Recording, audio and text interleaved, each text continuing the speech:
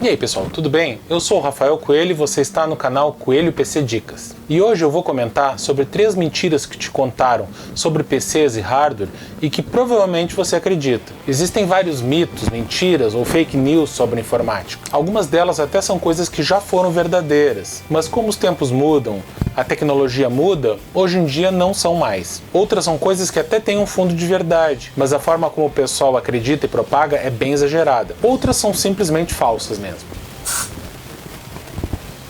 Então vamos a essas mentiras. Depois você deixa aí nos comentários em qual delas você acreditava. Mentira número 1. É necessário ter um estabilizador para proteger o seu PC. Quando você comprava um computador, lá vinha o vendedor empurrar junto um famigerado estabilizador. Ele dizia que sem o estabilizador, o seu computador ia queimar na primeira oscilação de energia elétrica da rede. O uso de estabilizadores até podia fazer algum sentido lá no início, quando as fontes de alimentação dos PCs utilizavam um projeto antigo e os primeiros estabilizadores eram de excelente qualidade, usando tiristores, que é um tipo de semicondutor de chaveamento semelhante a um transistor, nos seus circuitos. Mas já faz um bom tempo que as fontes de alimentação de boa qualidade trabalham com qualquer tensão de 90 a 240 volts sem problema nenhum, ou seja, elas não estão nem aí para as variações de tensão da rede. Já os estabilizadores atuais utilizam relés, que são chaves eletromecânicas para fazer o chaveamento e corrigir as variações de tensão da rede. Essas chaves são muito lentas na estabilização, então elas mais geram ruído na rede elétrica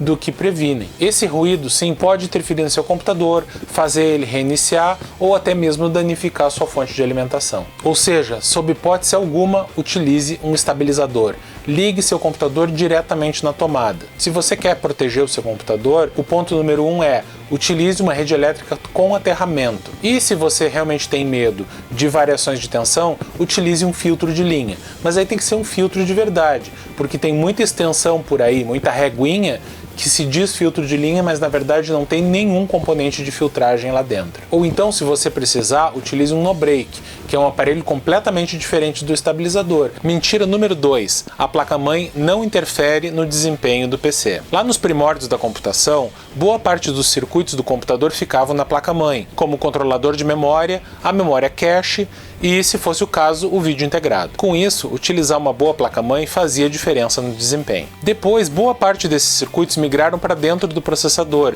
e com isso a placa-mãe passou a ter 2 funções principais: entregar energia elétrica para o processador e fazer a comunicação do processador com o mundo exterior. Poucos circuitos ainda estão na placa-mãe, como a placa de som, interface de rede, e esses circuitos em geral não fazem diferença no desempenho do processador. Então começou a se dizer que a placa-mãe não fazia diferença no desempenho do computador. Só que atualmente tem um detalhe que faz uma grande diferença. Os processadores não têm apenas um clock fixo, e sim um clock que fica variando o tempo todo. Esse clock fica se ajustando em função da carga de trabalho do processador, da temperatura do processador, da temperatura da placa-mãe e de outros fatores como a potência consumida pelo processador. Além disso, muitos processadores têm uma demanda alta por potência de energia elétrica, o que gera bastante aquecimento no processador e na placa-mãe. Com isso, em certas situações, o desempenho do processador pode cair muito caso a placa-mãe não seja ideal. Isso se dá quando o processador tem uma grande demanda por energia e a placa-mãe não consegue entregar essa demanda. Eu já postei um vídeo onde eu testei isso, você pode conferir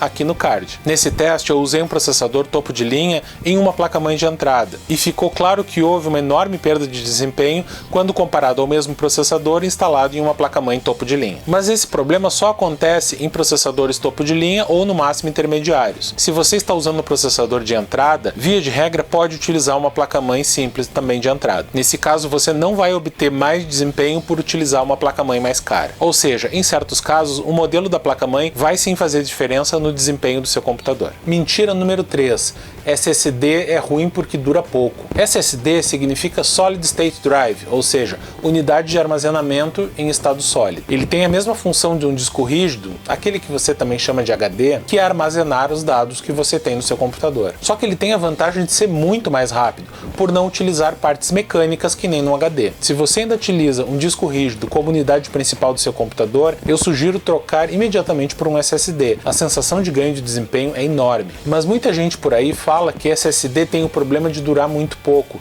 que ele se desgasta muito rápido e até que ele não vale a pena por causa disso. Só que isso é uma besteira. Tá certo que um SSD tem realmente uma durabilidade limitada. Cada vez que você grava dados nele, ele se desgasta um pouquinho. E, portanto, ele tem um limite de dados que você pode gravar. Isso é verdade. Esse limite pode ser verificado em uma informação que existe na ficha técnica de qualquer SSD, o TBW. TBW significa Total Bytes Written, ou seja, total de bytes escritos. Embora muita gente ache que TBW significa Terabytes Written. Esse número significa qual a quantidade de bytes que você pode gravar num SSD antes que ele possa começar a dar problema por causa de desgaste. Mas na prática, esse limite é muito grande.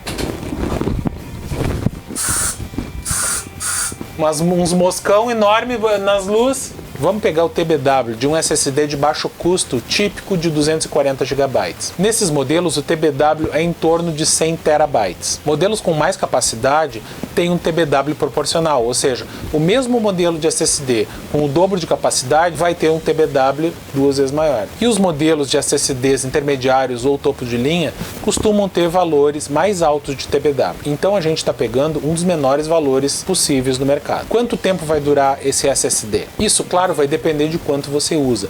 Nós vamos pegar um valor típico de um PC caseiro que você usa para jogar, usar a internet, digitar textos, etc. Vamos dizer que você grave por dia 10 GB. E olha que esse valor eu estou chutando alto, caso você passe o dia inteiro baixando fotos ou algo do gênero.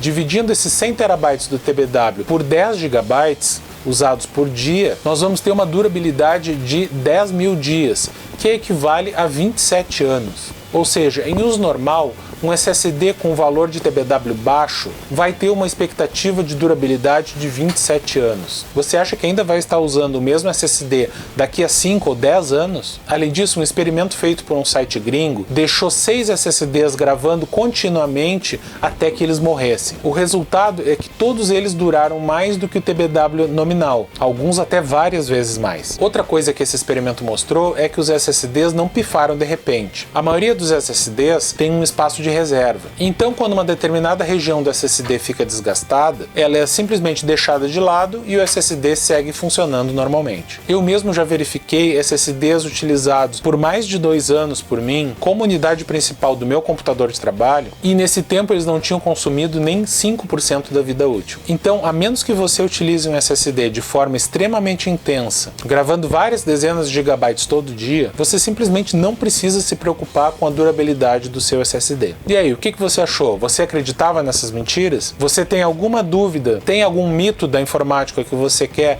que eu analise no próximo vídeo nesse formato? Você lembra de alguma mentira da informática que lhe irrita quando todo mundo fica repetindo por aí como se fosse verdade? Deixa aí nos comentários. Então é isso, pessoal. Obrigado por assistir até o final. Não esqueça de curtir o vídeo e se inscrever no canal. Esse foi o último vídeo de 2020 aqui no canal e eu espero que 2021 seja um ano repleto de coisas boas.